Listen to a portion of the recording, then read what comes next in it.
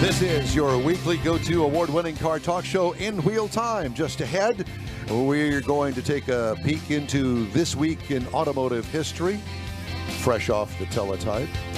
We're also going to have automotive stories making news headlines, and howdy to you. Along with Mike out of this world, Mars, and King Konrad Delong, I'm Don Armstrong. Glad that you could join us on this Saturday. The Blue Man Group. Yeah, and we I swear we didn't talk to each other. We're going to wear a blue shirt today. No, we didn't do that. So Should have. We'd have gotten one different color in here somewhere. Well, at least I think. Am I the only one that's wearing different color? No, you and I have the same colored gray but Mars pants doesn't on. have any pants on at all. Do you have to tell people that? You know, we try to stand up, Mike. Please don't stand up again. I actually had, Facebook go, no, we're not going to do that. Not going to allow that. Hi, Gina. She just checked in. Yeah, well Gina, thank you very much. Gina Sheldnose? Mm-hmm. Yeah, so big race tonight out there at Houston Motorsports Park. Okay. So, I wanted to mention, you were talking about the Big Go, which is, everybody says, it's the Super Bowl of this or it's the Super Bowl of that. No, it's not. It's not. It is the big race for NHRA drag racing. It'll be on television this weekend. They had the first round of qualifying yesterday. And so I wanted to give you a little kind of a rundown. Good. So in Top Fuel, qualified number one is Sean Langdon at 313.22 miles an hour. And we've had Sean on the show. We have. When we were out there. Very nice guy. And I met him before he got into that aspect of the drag racing. And just a super nice guy. Mm-hmm. And then he bumped on up, and boy, he had a rocky road getting started. And he started in funny cars, and let me tell you, that short wheelbase with all that horsepower, that is really difficult to manhandle that down the track, especially if you're not used to it. Then he drove top alcohol funny cars beforehand, which is close, but no cigar. And so he did the quarter mile in 3.728 seconds. Wow. And actually, the quarter mile is really 1,000 feet for the top fuel car. So funny car. Ron Capps, with his Dodge Charger, did the 1,000 feet in 3.895 seconds at 330.63 And miles Capps drives the Napa car. The Napa car. Mm-hmm. Pro Stock, Erica. Greg Anderson. Yeah. We've had Greg on the show as well. You do realize that there are some Greg Anderson fans. I was a Greg Anderson fan back when he actually used to tune for Warren Johnson. Yes. Greg Anderson was Warren Johnson's and stole friend all the secrets? For years. Well, I don't know if he stole all the secrets. I think he created a lot of the secrets. Warren was a genius, and Greg was his right-hand man for years. Erica Enders, she, local girl, done good. Houston girl. She's in the middle of the pack. She's qualified 8th, but there's still another round for qualifying. Well, she has to come on the show eventually. And now she doesn't. Yes, she does. Pro Stock Motorcycle, Angie Smith in an EBR. Do you have any clue what an EBR is? I don't know what it is either. EBR. Maybe something to look up. Apparently, it's not a Harley-Davidson, and it's not a Suzuki, but it's an EBR. I'll look it up and find out. I don't know. EBR. We'll figure it out. Anyway, a quarter mile for that class, 6.807 seconds at 197 miles an hour on 2 wheels. Yeah. I'm good with that. I don't need that. That's fast in a car, much less 2 wheels. Yeah, it's scary. And you got to think the first eighth of a mile, the front wheel's not on the ground. Correct. Well, of course, the slick on the back of it is as wide as a car. The bike could just about stand up on its own. Well, it pretty much does. Putting your feet down. But, have you ever seen those wrecks? When the driver falls off at almost 200 miles an hour? I was out at Baytown. This is 88, 89, when Dave Schultz wrecked his. And Dave Schultz was a very famous pro stock motorcycle rider. And literally, the bike got a wobble, and when you saw the video, I just kind of saw the tumble and dust. But when you saw the video, he pulled his leg over and stepped off the bike at the going through the lights, because the bike got that wobble, and he literally pulled his leg off, stepped off the bike, and slid on that and got up and walked away. and probably went down at about 170, 180 miles an hour. And they walked away. And while we're on the subject of television, crazy television shows like that, I have to tell you that probably one of the most entertaining shows that I watch is a thing called Whacked Out Sports. Yes, I watch And every it once as in a well. while, they'll have some sort of an automotive thing in there. Is this the EBR? Thank you, Jeff Zekin. Oh, a Buell. Okay. Eric Buell Racing is an American motorcycle sport company. And Buell is a derivative of a Harley Davidson. Based in East Troy, Wisconsin. Well, Wisconsin, there you go. Eric Buell Racing, EBR. So apparently he's building his own motorcycles, and they call them EBRs. Mm-hmm. No, why would you? All not? right, well, why would fine. you give anybody else's name to it? Well, you think of something like Caterpillar Racing or something other than. Well, with the deal he had with Harley Davidson, they've got the rights to the Buell name, and so he can't. What is a use that. Buell? I never really knew what a Buell was. A Buell is to Harley Davidson what AMG is to Mercedes. Yes. Eric Buell built modified. Can I go Harley down to the Davidson. Harley store and buy me a Buell? Yes. And generally the And Buell, why? What are they, like twice as expensive? And No, why would no, I do No, that? but it's more of a. I think it's built on a Sportster frame. it's more of a sport bike than it is like a Harley Cruiser, like right. you would typically think of with Harley Davidson. And one of the things about the Buell though too is it's not it's a lightweight bike, so it has the engine is a stressed member of the chassis, so it Okay. doesn't have the loops on the bottom. The Comes- engine's part of the chassis. right. Right. So again, that's all trying to take weight out of the bike. But this is more of a sport bike, like a Suzuki Kawasaki kind of a Like they motorcycle. used them on the road courses. And Right. That was their. But entry. is it a four-cycle or a Yeah, two-cycle? no, it's a four-cycle. It's a four-cycle engine. It's a V-twin Harley. So they used the big Harley bikes on the drag strip, and this was what they put on the road courses. Water cooled. Generally, I think they're all water cooled. I think so.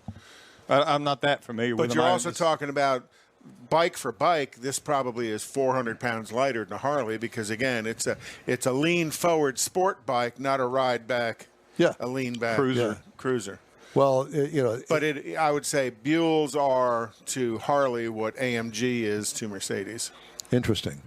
Well, I'm not a big motorcycle. I've owned probably a half dozen motorcycles, and based on my current employment and from what I have seen, I can think of other ways to die, and I've seen a lot of death. I in I motorcycles. have never ridden a motorcycle that I cannot wreck. I've ridden a bunch of them, and one of them I have a permanent limp from my wreck in 1981. Yeah, I didn't realize until I've seen some horrible things from the air and shooting pictures of motorcycle accidents Bits and and people. pieces. Yeah, motorcycle. Yeah, it's just really ugly. And you think Much well, less in Houston where traffic is nuts why anyhow. is it that? Yeah, why is that? Have you ever seen an airplane coming towards you, flying? You ever seen it?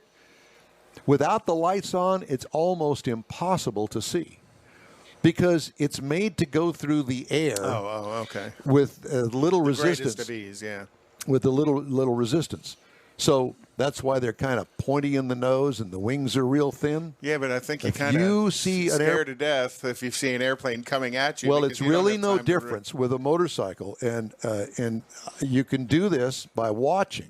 And if you're standing, if there's any kind of sun has a real issue making you really aware of what's going on, depending on where the sun is in the sky.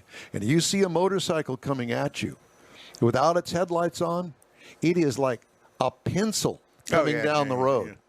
And you as a vehicle, as a truck or a car driver, have to try and be very aware of motorcycles around you. You do. And motorcycle riders, I think, have to be aware of the cars and trucks, and sometimes they're not.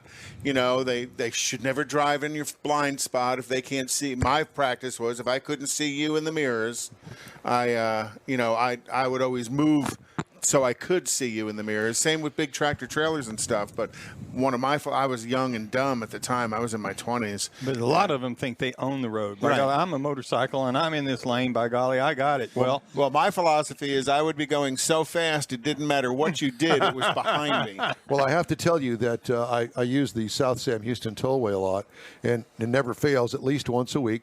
Here's a motorcycle coming up that's passing me. I can hear it just before it passes me doing 100 miles an hour. Oh, yeah. I like it whenever they're on one wheel, too, when they do that. When the closing rate is that fast, the driver can't see that motorcycle coming up that fast, and it's very easy to change lanes and right into the path of the motorcycle. Right. And I've seen some pretty ugly things happen when the motorcycle runs into the back of a car because he's already committed. Right. Oh, absolutely. And the motorcycle can never win against a car or a truck. So one of the kids that my son grew up with, they're literally 2 houses down.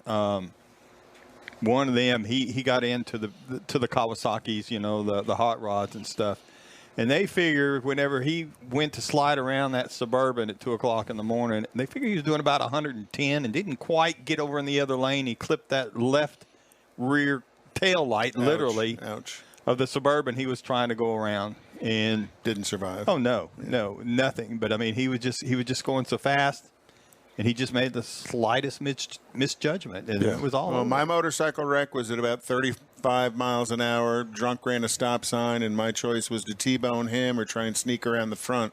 So I'd kind of lean the bike down trying to sneak around the front, and he never lifted. And I was 2.5 years out of work recovering from that after 7 surgeries. And you still walk with a limp. Still, yeah, and I have never even sat on a motorcycle since, because to be honest with you, it's a drug. The rush of the acceleration rush, and I've driven I've driven some fast cars, and I enjoy that. The motorcycle was like a drug. I would get on it, and I would be pretty out of control most of the time, and that's not when I went down. I went down pulling into my subdivision. Yeah. Yeah. Well, actually, I have a very unique little thing that I want to share with you. We need to take a quick break. And then as soon as we come back from the break, I want to share this with you. So I invite you to stay tuned because it's going to be good. When might you be buzzed? When you suddenly love everything. You guys, I love this song. I love these nachos. I love our kickball league. Ugh! I love this guy. What's your name? You know what I'd love? A ride when it's time to head out. If you see a buzzed warning sign, call for a ride when it's time to go home. Buzz driving is drunk driving. A message from NHTSA and the Ad Council. I love your car. Is this real leather? A social distancing tip. Putting distance between yourself and others is critical to slowing the spread of coronavirus. So here are ways to stay in contact without the physical contact part. Call, send a text, set up a video conference, post on social media, dedicate a song on the radio. If you have symptoms of fever, dry cough, and shortness of breath, call your healthcare provider before going to their office. For more info, visit coronavirus.gov. Let's all do our part, because we're all #alone together. Brought to you by the Ad Council. It's your All Things Automotive Weekly Car Talk Show, In Wheel Time. A reminder that we are live on the In Wheel Time website, on YouTube, and on Facebook each week and every Saturday, 10 a.m. to noon Central Time. And we thank you for joining us today. Well, I finally got a response from Craftsman, guaranteed forever, made in the USA, about my complaint with the torque wrench. And just to show you, there's the letter. Yeah, right there. There's the letter, and there's the logo. Official letterhead. Official letterhead. Dated August 31st, 2020. Don Armstrong, In Wheel Time, Houston, Texas, regarding warranty on torque wrench. Dear Mr. Armstrong, we have been advised by your fans of In Wheel Time of your issues concerning your warranty claim for a torque wrench made by Craftsman Tools. Thank you very much. We have received your claim and must respectfully decline your warranty claim due to abuse and misuse of this tool. Our investigation has revealed that you use this tool for more things than torquing your nuts. Furthermore, since you don't have a receipt or know where you bought the product, we want to point out that you don't have a leg to stand on. Since our company has been sold to Stanley Black & Decker and our tools are distributed by Lowe's, Ace Hardware, Amazon, Menards, Blaine's Farm and Fleet, Atwood's Ranch and Home, and Napa, quote, we will honor all lifetime warranties no matter where the Craftsman hand tool was purchased. We ask that customers bring in the item and we'll replace it if we have the product. If we do not have the product, customers can call the customer care hotline, blah, blah, blah. Maureen Wallace, Lowe's. We know you've been torqued by this experience, but really your tool is so old, who would expect it to work? Furthermore, we have reports that you used your torque wrench on a Corvair, which voids the warranty. Very truly yours, sincerely, Craftsman Customer Service, with the phone number. Carbon copy, Dewey, Cheatham and Howe, attorneys at law. P.S. These tools should be used safely by professionals. Perhaps you should stick with Fisher Price and Woodshop. Thank you, George Skelton. And there is a picture of me in Woodshop at Westbury High School. So how do you spell? So along with this letter, we got a replacement tool from our friends at Pittsburgh Pro and George Skelton. And I wanted to thank you and tell you how much I appreciate this, along with your concern and delivering my actual feelings about Craftsman tools. And thank you for a real, true replacement, because it says right on here, lifetime warranty, and there it is right there, lifetime warranty in the yellow. Did George send you the receipt? George, you got to send him to the receipt. Thanks, George Skelton. And if you guys don't know, George is a friend of the show. He's actually the one who helped us put together the Betty Skelton Corvette show a couple of months ago. You know, that's funny. George and I met each other in grade school. So it's a lifetime friend and obviously now a part of the show. Yeah, absolutely a part of the show. Yeah, so I know that he's at home enjoying all of this right now. He's rolling on the floor I'm laughing sure that hysterically. I wish All you could have found you one of them that's it's not the click type, the one that was before that, where the gauge. The bar? The bar. The bar type, yeah. Yeah, George says, you're welcome. It was $21 at Harbor Freight. Hey, Greg Phillips, how are you? Oh, my God. Well, so at any rate, I just thought that it was worthy of sharing that with A whole everybody. segment. A whole segment. So That's fine. coming up, we have This Week in Automotive History and our news segment, if we can get through it. Stay tuned. GTG, BRB, OMW, be there in a few. You may think that these kinds of texts are fine because of their length, and you can easily send them at a stoplight. But no, answering one text can take your attention away from the road for 5 seconds. And traveling at 55 miles an hour, that's enough time to travel the length of a football field. Make good decisions. Don't text and drive. Visit StopTextStopWrecks.org. A message brought to you by the National Highway Traffic Safety Administration, Project Yellow Light, Noise, and the Ad Council. I wanted to be sure and tell you about a big event tonight. It's the Labor Day Classic presented by the NASCAR Weekly Series and Advance Auto Parts and Texas Short Track Racing Series, going to be at Houston Motorsports Park. Gates open at 5. The commemorative Air Force flyover is at 6, and then the green flag waves right after that. It's up at Houston Motorsports Park off of North Lake Houston Parkway. Adults $15, kids $5, $1 beer, $1 hot dogs, and $1 Cokes. You can't go wrong. It's a great night of entertainment. Here we are on Labor Day weekend. Everybody looking for something to do. Mask up. They got hand sanitizer there. Everybody's all spread out in the stands. And I think it's about as safe as you can be. It's just as safe as going to H-E-B or the grocery store. So I would really think that you enjoy it, and I encourage you to give it a shot. Texas Truck Works is your go-to truck customizer. From mild-to-wild lift kits, custom wheels, and steering and handling enhancements to the best personal and commercial wraps, Texas Truck Works delivers. Let Texas Truck Works founder Scott Stevens help you get the most out of your truck or Jeep. Texas Truck Works has decades of customizing experience, including power adders and complete engine swaps. Let the Texas Truck Works team design an upgrade plan that fits your budget. Get truck attitude today at TexasTruckWorks.com. If you are a member of a car, truck, or Jeep club, we'd like to put your bunch at our Car Club Spotlight. All you have to do is shoot us an email with the contact information to info@inwheeltime.com. Time now for This Week in Auto History, and we always enjoy Conrad's bit in this. Oh, sorry. I Turn guess my mic on. It works a lot better. Yeah, I know. So this week in 1885, the world's first motorcycle was patented by Gottlieb Daimler from Daimler-Benz. I had no clue. Well, he was not Daimler-Benz at the time, but yeah, he made the first I had a motorcycle. very good friend of mine by the name of Gottlieb. His name was Dick Gottlieb. He was a big advertising man here in town. He was also a city councilman for decades and actually run for mayor and lost to Tootsie. Back before my time.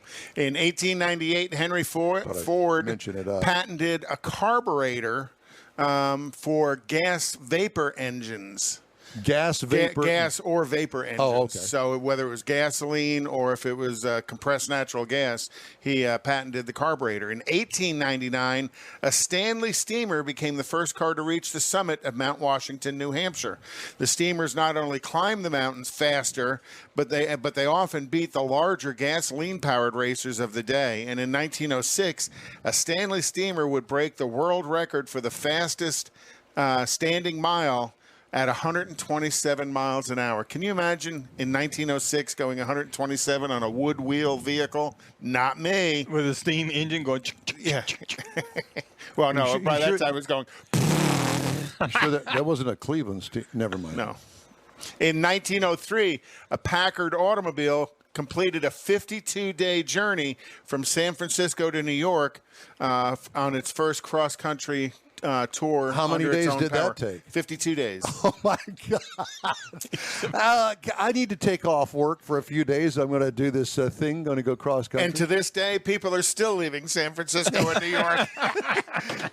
In 1922, the famous Autodroma, an automobile racing track, was opened in Monza, Italy, and Formula One will be there this weekend. Okay. So in 1937, the Toyota Motor Company, originally a division of the Toyota Automatic Loom Works, which was a cloth production company, became a corporation all on its own in the automotive world. And then they eventually purchased Hino Motors, which still exists, but they build like large trucks.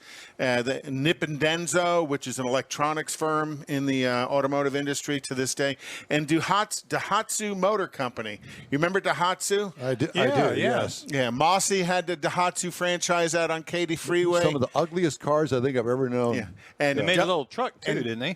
Well, they still make the little truck because you see Daihatsu as a brand name at the golf courses all the time. Ah, okay. And Dutch Holland in Baytown, Oldsmobile had Daihatsu, which was the weirdest thing. In 1945, a pale green Super 6 coupe rolled off the Hudson assembly line, which is the first consumer-built automobile after World War II. Really? Hudson did? Hudson. Mm-hmm. Oh, I didn't know that. And then in 1989, the federal government passed new car safety legislation requiring all new manufactured vehicles to have an airbag on the driver's side.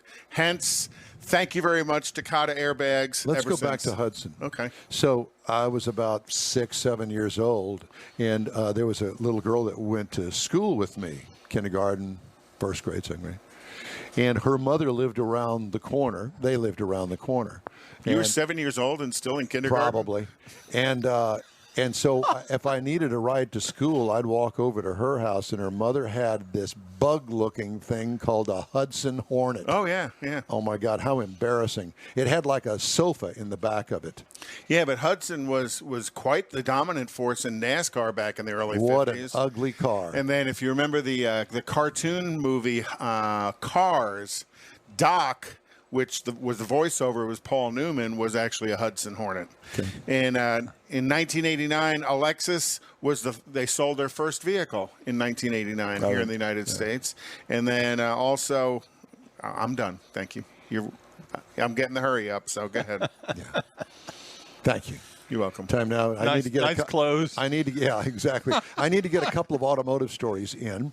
General Motors is recalling more than 7,000 2020 Chevrolet Corvettes because the vehicle can be driven with the front trunk lid unlatched, creating the possibility of the hood flipping open. You know, it's called a frunk. The recall prompted General Motors to place a stop delivery order on the 2020s, according to NHTSA. If drivers ignore vehicle warnings that the hood is not latched, wind can open the unlatched hood. The opened hood could obstruct the driver's view. You think? Increasing the risk of a crash. GM spokesman Dan Flores says dealers will make the repair before selling any more 2020 Corvettes. Thank you very much. Or any less. Kia Motors and Hyundai are recalling more than 600,000 vehicles because of the possibility of leaking brake fluid that can cause a thermal event. The recall U.S. vehicles are Optima sedans from 2013 to 15. Yowzers. Kia Sorento crossovers from 14 and 15, and the Hyundai Santa Fe Sport crossovers from 13 to 15. Brake fluid can leak into the hydraulic electronic control unit, which could cause an electrical short over time, and that could lead to a thermal event. And the ongoing saga of Mr. Gosen. Oh, I had that one. Still there. Well, no, he's fine. A federal judge on Friday ruled that 2 Massachusetts men can be legally extradited to Japan to face charges they helped former Nissan Motor Company chairman Carlos Ghosn flee the country in a box and on a private jet. U.S. Magistrate Judge Donald Cabell in Boston rejected the arguments against extradition by U.S. Army Special Forces veteran Michael Taylor and his son Peter Taylor and certified the case for the U.S. Secretary of State to evaluate.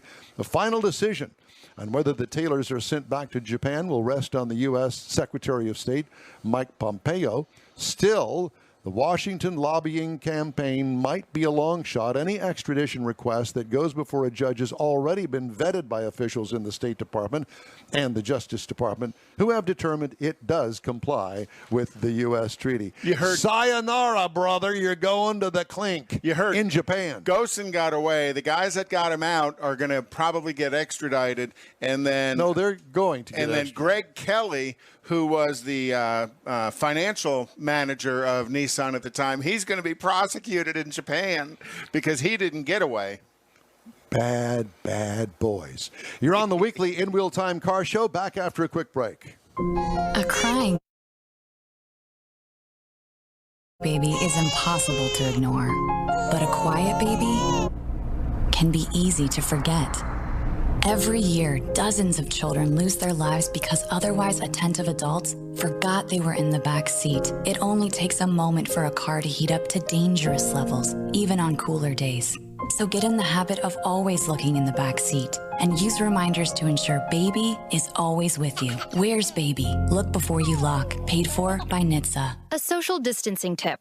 Putting distance between yourself and others is critical to slowing the spread of coronavirus. So here are ways to stay in contact without the physical contact part. Call, send a text, set up a video conference, post on social media, dedicate a song on the radio. If you have symptoms of fever, dry cough, and shortness of breath, call your healthcare provider before going to their office. For more info, visit coronavirus.gov.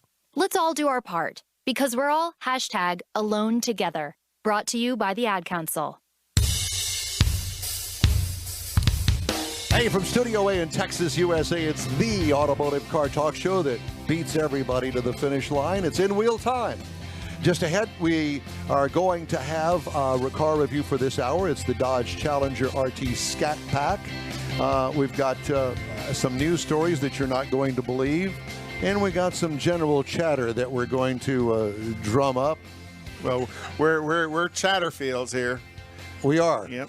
Yeah, Chatterbox. And this is the Labor Day edition of the In Wheel Time Car Show. And, you know, everybody's off today. Everybody's taking a long weekend, probably a well-deserved weekend, especially in this part of the country with all the junk that's going on over there, recovery efforts in Louisiana after the hurricane went through there. I'll tell you what, man, I saw some devastation that I have never seen before. And I've covered lots of storms and hurricanes and that sort of stuff over there from Cameron, Louisiana, north. Whew. Just destroyed. Oh, my God. it's going to take them. It's going to take them years. Some people will never recover. It is just it's an ugly thing over there. Sorry. And there's lots of people that are out fundraising to bring stuff over there and taking collections to bring stuff over there. So find one that's nearby to you. And if you received any help during Harvey, why don't you reach out and help somebody during Laura? Yeah, return the favor. I already have, and I will some more. Yeah, it's good. Makes you feel good to help some people out. It's just the right thing. And to do. there are people here in Houston as well that have suffered, and over in Mars part of the country, over the Golden Triangle area. So if you're not doing something this Labor Day weekend, I know that there are folks around that food bank, whatever the case may be, can. There's still people doing cleanup on their lots from all the downed trees and stuff. They'll be doing that for months. Yes, exactly. Get a couple of chainsaws and a couple of pickup trucks and go help somebody.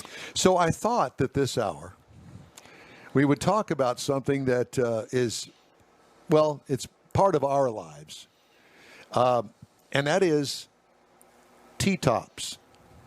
Hey, I remember working on them back in the 80s. And do you remember when they first came out? Well, T-top, the first T-top was on a Corvette. So this is a story from Hemmings Motor News, Hemmings. And the guy's name is Joe Lorio that wrote this. Of all the many bummers that were raining down on the automotive marketplace back in the 1970s, one particularly sad trend was the death of the convertible.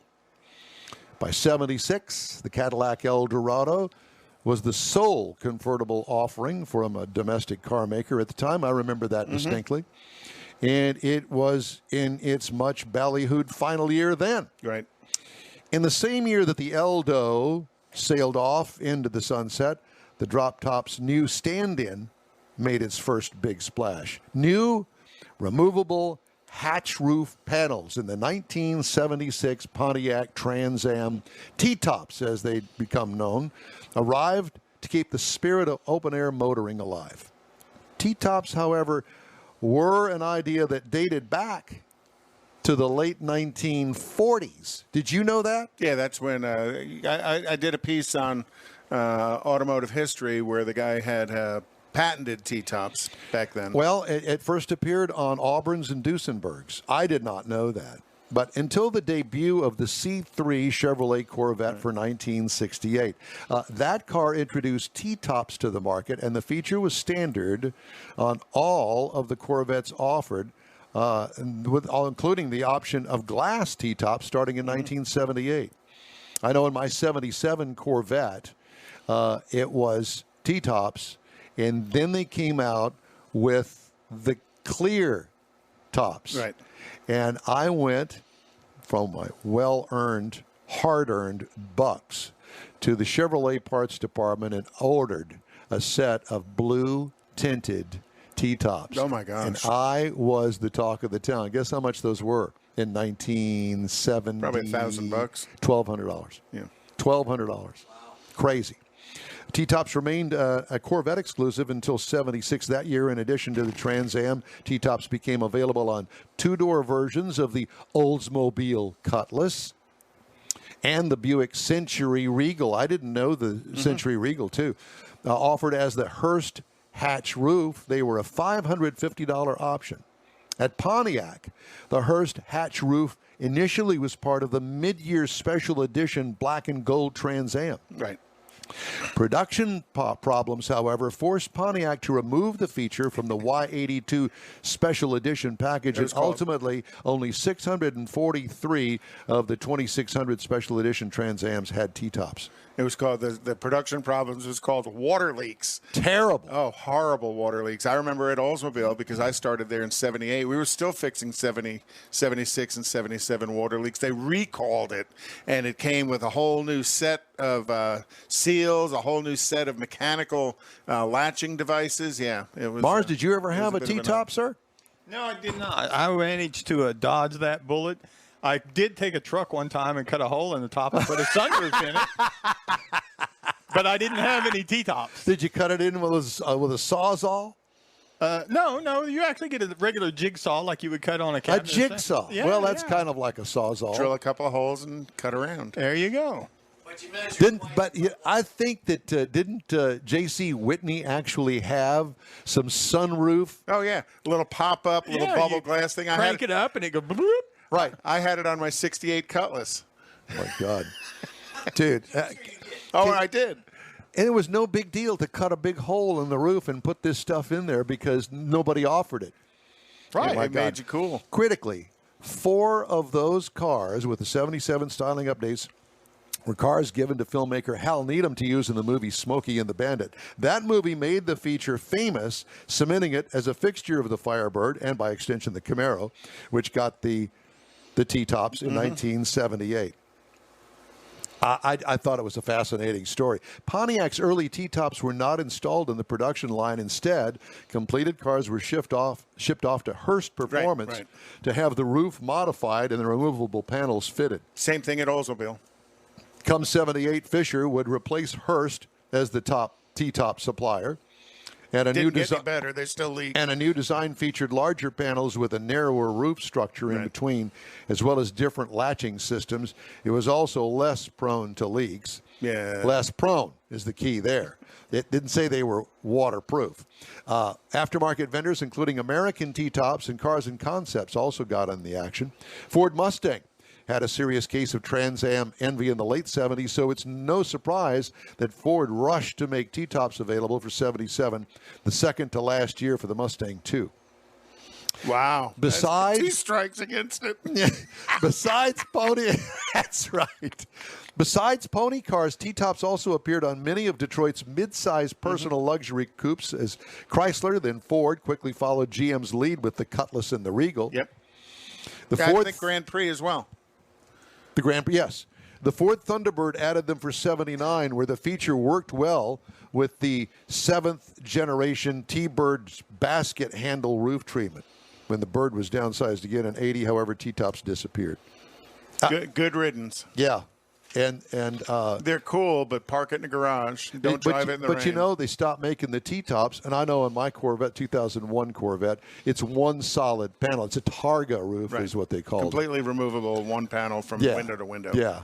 But I'll tell you what, in my 77 Corvette, you remove the T-tops and the whole body would twist. And those T-tops, the actual panels themselves, clearly were part of the structure of the car. And I think in the Corvette they were actually called a T-bar roof because both glass panels came together over the middle of the car. Correct. Where the Hearst ones, there was a body color section that was about 6 or 8 inches wide between the glass panels. So I think that's why the Corvette was less prone to leaks than the others were. Well, we have a special guest that's arrived, and his name is Brian Novak, and he is with Ford Performance. He's the Ford Performance Motorsports Supervisor, and he's joining us today to talk about the Mach-E 1400.